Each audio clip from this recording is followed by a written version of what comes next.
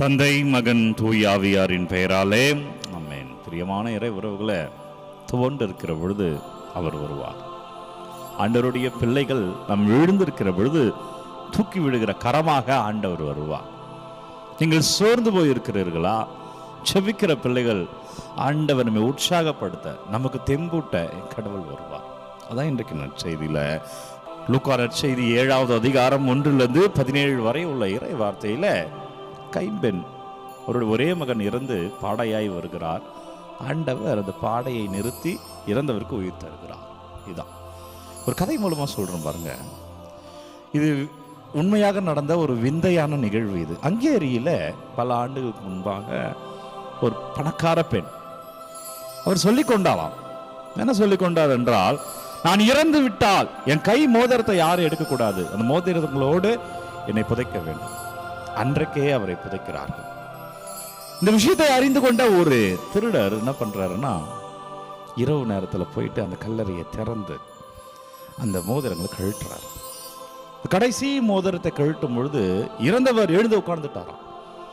இதை பார்த்து அவர் பயந்து ஓடுகிறார். அவர் திரும்பி அவர் எழுந்திருச்சு அவங்க வீட்டுக்கு போயினாராம். எல்லாரும் பார்த்து வியந்தார்களாம். 20 ஆண்டுகள் வாழ்ந்து மரித்தார்களாம்.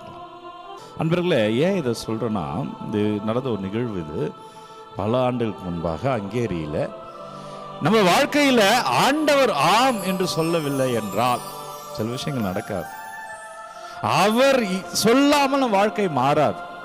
என்னதான் இந்த உலகம் நம்மை பார்த்து ஏசினாலும், நம்மை பார்த்து திட்டினாலும், நம்மை அவமரியாதைக்கு உள்ளாக்கினாலும், நம்மிடம் இருப்பதையெல்லாம் பிடுங்கிக் கொண்டாலும், நாம் ஒன்றும் இல்லை என்பது போல நம்மை சித்தரித்தாலும், அவர் என்னை கைவிடாத வரையில் நான் விழமாட்டேன். அவர் என்னை விட்டு விலகாத வரை நான் தோற்க மாட்டேன். நான் எவ்வளவுதான் விளிம்புக்கு போனாலும், எவ்வளவுதான் ட்ரை பண்ணி கிடைக்காம இருந்தாலும், எவ்வளவுதான் தோல்வியில் இருந்தாலும், அவர் எனக்கு ஆம் என்று சொல்லாத வரை இந்த உலகம் என்னை தோற்கடிக்கவே முடியாது. என்னை தோற்கடிக்கிறதுனால அது அவர் தான் பர்மிஷன் கொடுக்கணும். உங்களை தோற்கடிக்கணும்னாலும், உங்களை வீழ்த்த வேண்டும் என்றாலும் அவர் தான் உத்தரவு தர வேண்டும். அவர் தராத வரையில் ஒன்றுமே செய்ய முடியாது. மீதியெல்லாம் சோதனைகள் தான். தோல்வி வந்துட்டே இருக்குப்பா, இல்ல சோதனைகள். இல்ல ஃபாதர், நான் தோத்துட்டே இருக்கிறேன், நான் சொல்றேன் இல்ல, அது அவரை சோதிக்கிறார். அது ஏதோ ஒரு திட்டம் வைத்திருக்கிறார். அது அவருக்கு தான் தெரியும். அதை விளக்கி சொல்ற அளவுக்கு எனக்கு ஞானம் அல்ல. ஆனால் அவர் உனக்கு விளக்குவா, வரும்போது தெரியும். எனவே நம்பிக்கையோடு இரு. இயேசு பாருங்க, அதுதான் செய்தியில கைம்பெண்ணோட ஒரே மகள் இறந்து போயிருக்கிறார். இதை அப்படியே இயேசு மாதாவுக்கு யோசிச்சு பார்த்திருப்பார் அல்லவா? மாதா ஒரு கைம்பெண் தானே. இயேசு மரிக்கிற வேலையில சூசையப்பர் இறந்து விடுகிறார். ஒரு கைம்பெண் போலதானே மாதா நிற்கிறாங்க. தன்னுடைய ஒரே மகன், அதாவது இயேசு தான் மரித்திருக்க போகிறோம், என்னுடைய அம்மா அங்க நிற்க போகிறார்கள் என்பதுதான் இயேசு பார்க்கிறாங்க. அப்ப அந்த ஊருக்கு போறதுக்கு முன்னாடி அந்த பாடை வருகிறது. இறந்தவரை பாடை கட்டி கொண்டு வருகிறார்கள். இயேசுவே சென்று அதை நிறுத்தி அந்த இறந்தவரை உயிரோடு கொண்டு வந்து அந்த தாயிடம் கொடுக்கிறார். அவர் உங்களை தேடி வருவார். நீங்க ஜெபிச்சுட்டே இருங்க, அவர் உங்களை தேடி வருவார். உங்கள் வாழ்க்கை மாறும். ஆசீர்வாதமாக, அபிஷேகமாக, வல்லமையாக நம் வாழ்க்கை மாறும். இந்த உலகம் எத்தனை முறை நீ தோற்று விட்டாய் என்று சொன்னாலும், அவர் உத்தரவு தரவில்லை என்றால் இந்த உலகத்தால் நம்மை தோற்கடிக்கவே முடியாது. ஜெபிக்கிற பிள்ளைகள் வாழ்வார்கள். ஆண்டவரோடு இருக்கிற பிள்ளைகள் வெற்றியை காண்பார்கள். அது எப்படி நடக்கும் என்றால், இது ஆண்டவராலே நடக்கும். இதுக்கு என்ன சாட்சி? கடவுள் தான் சாட்சி. அவரை இருக்க பிடிவோம்.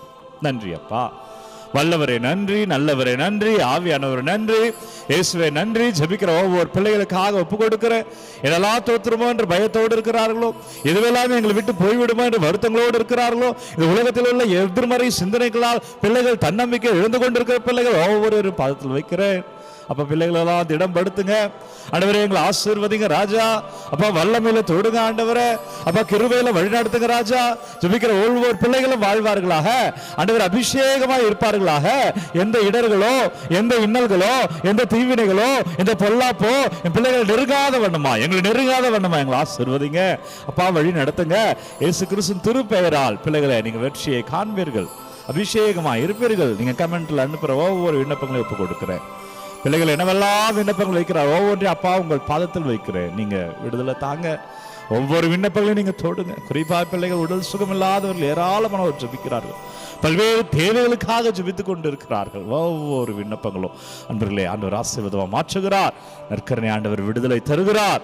எனவே நம் வாழ்க்கை மாறும் நம்பிக்கையில தலைவணங்கி இந்த இறுதி ஆசீர்வாதத்தை பெற்றுக்கொள்வோம். எல்லாம் வல்ல இறைவன் தந்தை, மகன், தூய ஆவியார் நம்மை நிறைவாக ஆசீர்வதிப்பாராக. நம் கவலைகள், கஷ்டங்கள் எல்லாம் ஆசீர்வாதமாய் மாறும். இந்த நாளும் என் மகனே இனிய நாளே. எனவே அன்பர்களே, இந்த காணொளி யாருக்கு தேவைன்னு நினைக்கிறீங்களோ அவர்களோடு பகிர்ந்து கொள்ளுங்கள். குறிப்பாக உங்களுடைய ஃபேமிலி குரூப்பில் இந்த காணொலியை ஷேர் பண்ணுங்கள். நிறைய பேருக்கு சென்று ஆண்டவருடைய வார்த்தையை, முக்கியமாக அந்த நற்கருணை ஆசீர்வாதம் அடைய வேண்டும் என்று விழைகிறேன்.